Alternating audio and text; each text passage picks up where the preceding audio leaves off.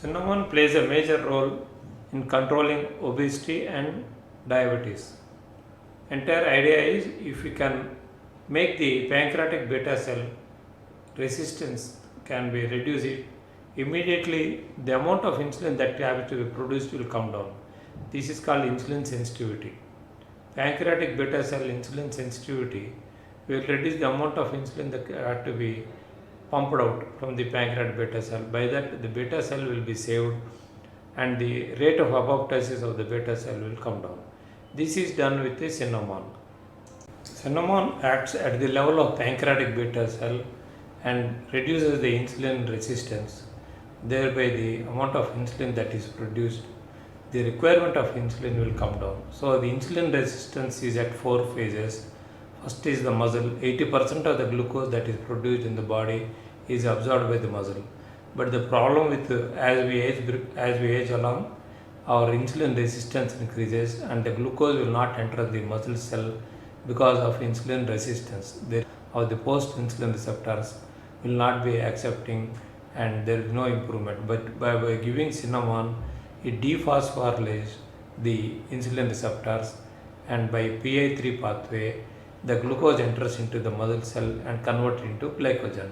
So majority of the blood sugar that is there in the circulation will be absorbed by the muscle, and from hyperglycemia it goes to euglycemia because of the cinnamon acting at the muscle cell.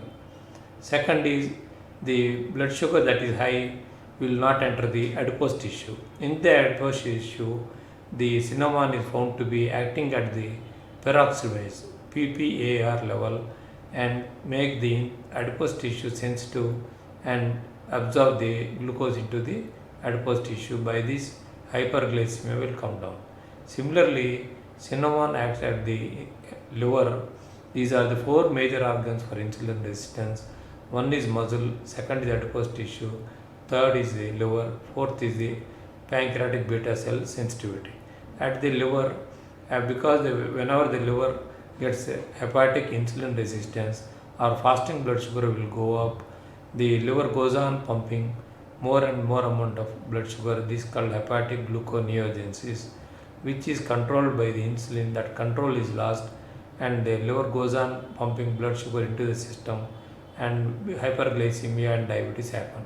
Cinnamon makes it, reduces the hepatic gluconeogenesis.